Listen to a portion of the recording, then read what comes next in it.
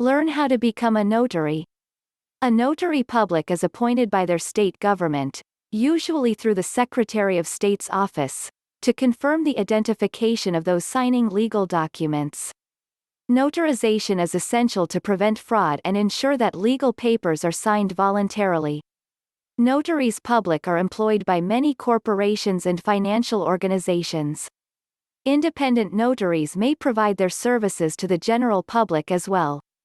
Meeting state qualifications. 1. Examine the fundamental eligibility conditions. A notary is not obliged to have any academic schooling. You must, however, be at least 18 years old, a U.S. citizen or permanent legal resident, and able to read and write English. Generally, you must be a resident of the state in which you wish to become a notary. Some states will let you apply if you live in another state but commute to work in the one you're applying in. Most states do not need you to have lived in the state for a specified amount of time. To be sure, check with your state's Secretary of State's office. A list of the fundamental eligibility requirements is usually available on the website of your state's Secretary of State, or the government agency responsible for commissioning notaries public. In Florida, for example, the governor's office appoints notaries public. To learn about the requirements in your state, do a Google search for notary public, followed by the name of your state. 2. Completing a notary education course is required. Many states require you to complete a 3 or 4-hour course that covers the duties and obligations of a notary public, as well as the state laws that govern notary practice and document notarization. Some states provide these classes for free. Others charge a minimal price, usually less than $50, for the materials and the instructor's time. Even although a course is not compulsory, it is advisable to take one in order to gain a better grasp of your obligations and responsibilities as a notary. 3. Obtain a surety bond. Notaries in all states are required to hold a surety bond, which protects your customers from any mistakes you make while performing your notarial obligations. Most states need bonds ranging from $5,000 to $10,000. Although it may appear to be a large sum of money, it is usually not a significant expense for you. Bonds are issued in the same way that insurance policies are. You'll have to pay a little premium for your bond, which varies widely between states and companies. The amount bond agencies charge for bonds is not regulated by state governments. A list of bond agencies is usually available from your state's Secretary of State. A list of notaries may be available on the Secretary of State's website or in your state's notary manual. 4. Purchase mistakes and omissions insurance.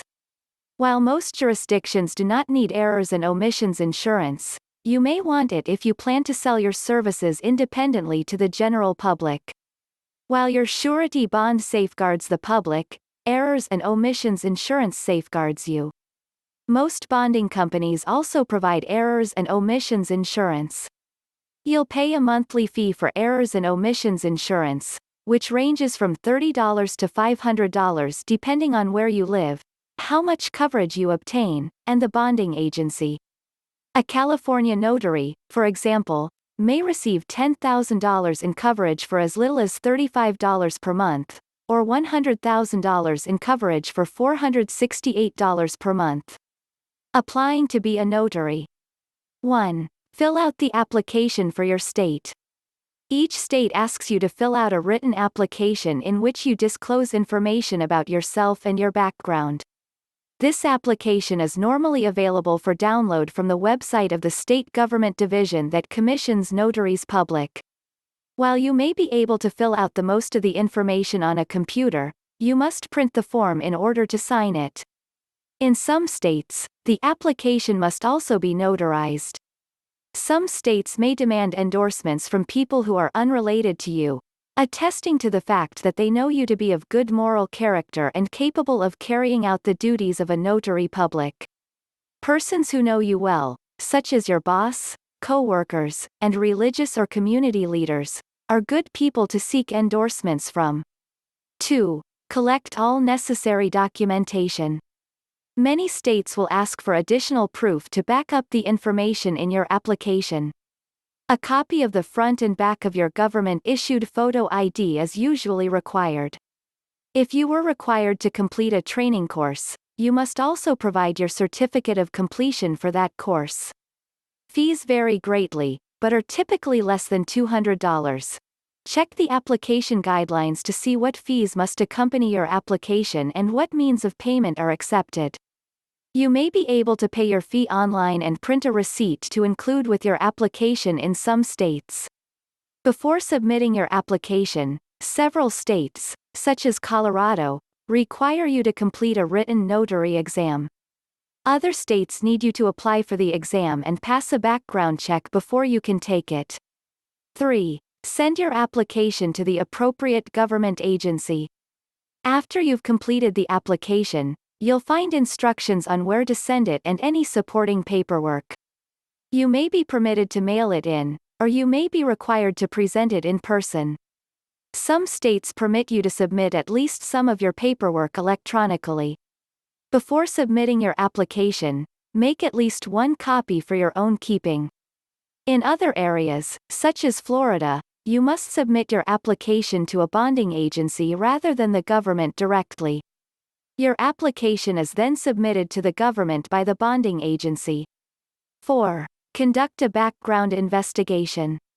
You must state any arrests or convictions on your application if you have ever been arrested or convicted of a crime. Anyone applying to be a notary in any state is subjected to a fingerprint background check. Your application will be declined if you fail to reveal anything on it. Your application will not be denied if you have any arrests or convictions on your record, even if they occurred many years ago. Applicants with major offense convictions, particularly those involving fraud or theft, are often refused. 5. Take and pass a written exam. Before they can practice as a notary public in their state, most states, including California, require new notaries to take and pass a written examination. The examination assesses your understanding of the norms and requirements outlined in your state's notary handbook. Some states demand a separate cost for the exam, which is usually less than $100.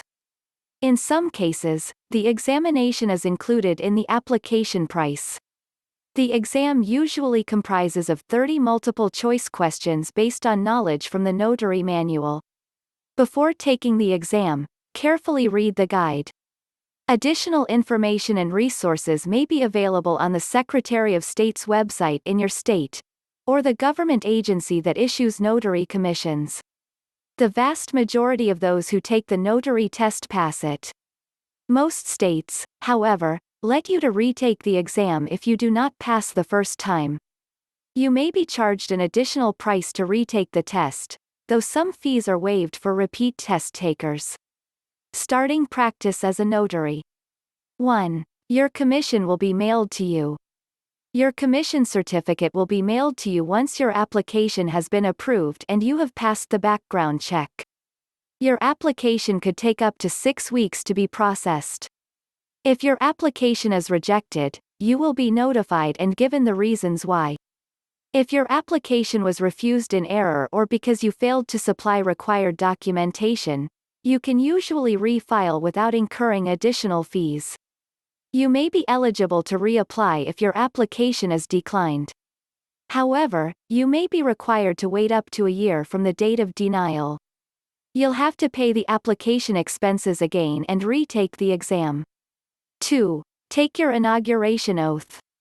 You can't start working as a notary until you've taken the oath of office.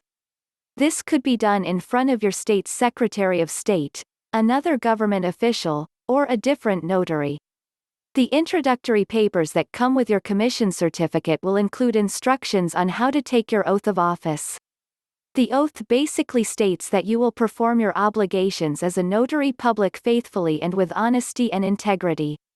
3. Register your signature. Many states require you to register your signature, either with the Secretary of State's office or the county recorder's office in the county where you will be practicing as a notary. If you plan to practice in more than one county, you may need to register in more than one county. This is the signature that will be used for comparison if you assert that someone forged your signature and unlawfully notarized a document, for example. Once your signature has been registered, you must sign your name in this manner every time you notarize a document. 4. Purchase your practice resources. A notary journal and a notary public seal are required to begin notary practice. A list of merchants from whom you can lawfully purchase your seal will be included in the materials that accompany your commission certificate. Journals are available at most office supply outlets. Your notary seal will include your name, the phrases, Notary Public, the expiration date of your commission, and the county in which you live. You can only have one seal at a time. The seal could take many weeks to complete. Once you have it, double-check that all of the information is right. Any ledger or notebook will suffice as your journal. It has to be on paper. Select something with permanently bound pages rather than loose leaf or perforated pages that can be readily removed. 5. Create your journal. Every notarial act you perform must be recorded in your journal in chronological order. A list of all the information that must be provided in each entry can be found in your notary manual. If you like, you can include further information or descriptions.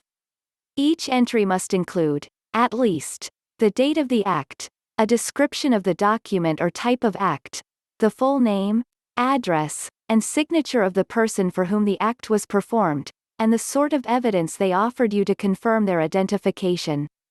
A column indicating the fee you charged for the services is also required. The maximum amount you can charge for notarial acts is set by state legislation. You are not, however, compelled to charge anything. If you offered your services for free, enter a 0 in this column to indicate that you did not charge. 6. Promote your notary services.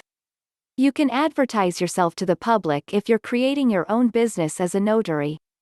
Check your state's notary public statute to see how you can advertise and what disclaimers you must include. In many states, your advertising must carry a disclaimer stating you are not a licensed attorney in the state and cannot provide legal advice. Imprinting your notary seal on any advertisements is generally not a good idea and may be illegal under state law. If you wish to install a sign in your yard promoting notarial services, check your local zoning regulations to see if such signs are permitted in your area. 7. Include your notary commission on your resume. Many notaries work as administrative assistants in corporations or legal offices, or in other positions in financial institutions, rather than operating independently. With a notary public commission, you may be able to earn more money than similarly skilled administrative or legal assistants. Thanks for watching. Now you know how to become a notary. Follow your dream.